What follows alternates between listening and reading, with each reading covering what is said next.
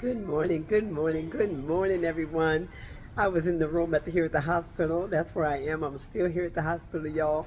Things are going well. God is truly blessing. But I've been in the hospital so long till now they're actually just kicking me out of the room and told me go take a break. So I went down to the cafeteria to get me something to eat. But hello, how y'all doing? How are y'all doing this morning? To all my new subscribers, it's good to see you coming in. I thank God for you. To all my day ones, y'all know how I feel about y'all. But as I spend this time at the hospital, I'm really learning a lot more about how much patience it takes when you're going through these type of things. Now we've been here going on, I guess maybe about 3 days already. We're settling in for a good while. I had to go home yesterday. You got to go get your change of clothes and pack a bag, and the things that you like to eat, you need to bring them with you. I'm learning so much about these hospital stays because even now we talk about the cutbacks, y'all. The cutbacks in the hospital. That's what I want to talk about here.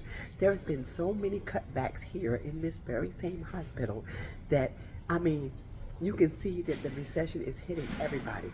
First of all, short-staffed, very short-staffed.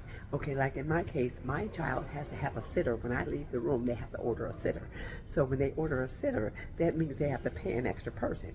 But the things that you have to wait for as they're going through this, I mean, such as there was no towels in the room, no washcloths in the room. You have to ask for all this.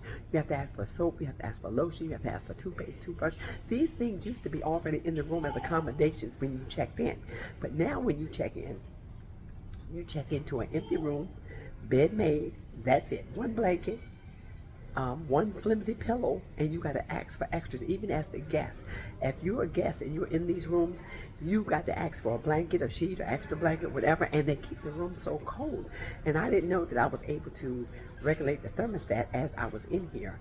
Well, I did. I turned it so that it would be just a slightly bit warmer because I know they say that keeping the rooms cold kills germs and all that type of thing. But my son's nose had started to run so bad and he was howling he was cold because all he has on is a hospital gown and that's it. And his undergarments, that's all he has on. So, you know, when you air it out with them gowns, and them gowns are open in the back, and again, you have to ask for an extra gown. You have to ask for an extra blanket. And the blankets don't come warm no more, y'all. They don't come warm no more. And then it's like, while you're sitting there, um, they used to come in and ask you, can I get you anything? Can I do anything to help you be more comfortable? Well, you got to bring your own stuff. They may go get you a soda, whatever. But one thing I did learn while I was here, that there was a cafeteria kitchen, like a little small kitchen, not a cafeteria, but a little small dining area on the floor that you can go get coffee, maybe graham crackers and things of that nature. So that was a big help. So as I got downstairs here to go get my breakfast, same thing. Same thing. You go into the kitchen and it just seems like people are so on edge. Nobody is polite. Nobody wants to be friendly. Nobody has nothing to smile about. It's like saying the weight of the world is all on their face. You can see it written all over their face. I mean, it's like they are attacking you with their words for no reason, as if they don't want to be here, as if this is too much, as if having a job. And right now, having a job is a blessing because so many people are looking for work and they don't have work. So many people are getting laid off in the midst of the storm. But those that do have a job, y'all need to be a lot more friendlier to people. I mean, don't keep treating this like it's average or like it's something that you have to have, because right now having a job is a blessing, whether y'all know it or not. It's truly having a blessing to be able to be on your job and still be able to be working, and especially when you're working with the public. There's just a certain way you have to handle yourself and conduct yourself when you're working with the public. You just can't be any old kind of way and be disrespectful. People are dealing with sick children. People are in this hospital and they're going through already, not knowing how their children are going to make it out of surgery, not knowing how their children are gonna when they're gonna go home. I mean, how disease is covering their bodies. I mean, you see and you hear so much when you're up here in these hospitals. So we got to be do much better at how we speak to people and how we greet people. And if you can't be nice, just don't say nothing at all, because they truly do have the hospital looking nice and it's colorful and it gives you something to look forward to. Matter of fact, let me show you all this area. Now, ain't that beautiful and colorful? That goes all the way upstairs to the second floor. That's where my son is, on the second floor. But beautiful and colorful. And then you got the aquatic wall here. And it's got everything on the aquatic wall, from the jellyfish right here to the jellyfish. Then you got your dolphins. Then you got your sea turtles. See, this is even a beautiful wall for me to take back up so I can make sure that he sees this, because he didn't get to see this when he first came in, because we always come through emergency door when we come in. And then you got the seahorse. See the seahorse right here? Just some beautiful views for the kids to look at. I mean, the aquatic wall, I think, is so beautifully and so well painted and so well put together till it's just stunning. I mean, I just love it. I just love to come over here and take a look at this wall. The sea turtles are just beautiful. Look how big that sea turtle is. Just absolutely beautiful. And it gives the kids something to learn. It's like a learning wall where you can read these things for them. See, it even gives you a whole thing to read about the sea turtles. And each one of them gives you something to read about the dolphins, you know, the aquatic mammals. Each one of them give you that to read. And it's just such a beautiful wall. And I really love this area because this area makes me happy. It keeps me at peace when I come down here because of the colorfulness of the wall. And the wall is so well put together. And then as we look around the room, they got lots of things dealing with the ocean hanging all around. They even got the swans up there. See the hanging things that are up there, up high?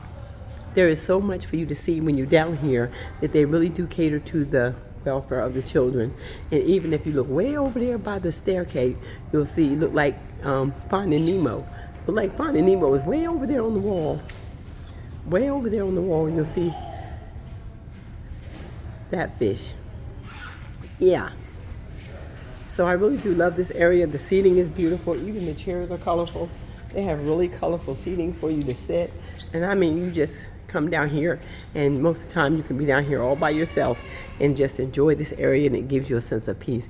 Even the blue on the wall up top. So it is really a beautiful place to be. I mean, because if you have to be here, you might as well find something to occupy your time. You might as well find something that you can get excited about. You might as well find something that you're going to enjoy looking at it. Find you a space that you enjoy being at so that you would not be, you know, upset or get yourself all worked up for nothing, because when you have to be here, you just have to be here. I mean, because when we think about what our loved ones are going through, you know, they're going through more than what you're going through, because you're just going through the waiting game. Right now, that's all I'm going through is the waiting to make sure that I'm getting ready to hear the doctors to read the test to me. But the waiting, the impatientness is something that you do learn how to be patient when you're in these situations. And you just got to, you know, try your best to work through it. This is where I say all the time, you know, when I come here, I try to bring me things to keep myself occupied. Because you never know. You really never know how long you're going to be here. We came in through emergency thinking we're going to go back home, and here we are. And we're here for the long haul. We don't know exactly how long we're going to be here. So it could be, he could be here a couple more days. He could be here for weeks. It could be whatever. So we don't know. So we don't want to just, you know, get ourselves all worked up about the time and wanting to go home and all of that and the other, because there's no place like home. Of course, we want to go home. So you got to prepare yourself when you come to the hospital. Always prepare yourself for the unknown, because you never know. You never know what that hospital stay is going to look like.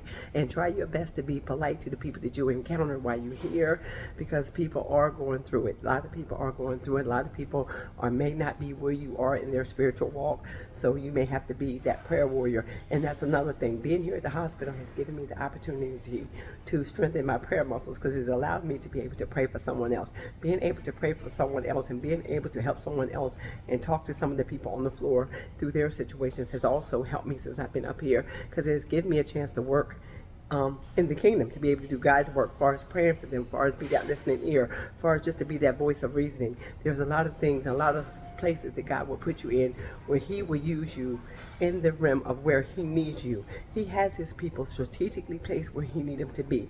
It's ordained for me to be here right now. It's an assignment for me to be here right now, because I have spoke to so many people that were going through, and I was able to pray for so many people since I've been here, that it just was such a beautiful thing, a beautiful move of God.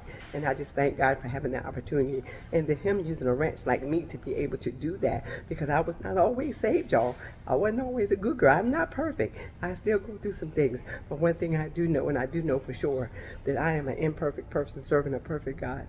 And I know he will not leave me nor forsake me, nor will he leave you or forsake you. So you just got to stand on his promises and believe that he is who he say he is, and that he's going to do what he say he's going to do. So with that being said, If you have not subscribed to this channel, please subscribe because you're going to get uplifted, motivated, and inspired. So I would pray that you would subscribe to the channel and turn your notification bells on so you'll be notified when I drop my next video. Okay, I love y'all, and I gotta go. Bye-bye. Be blessed.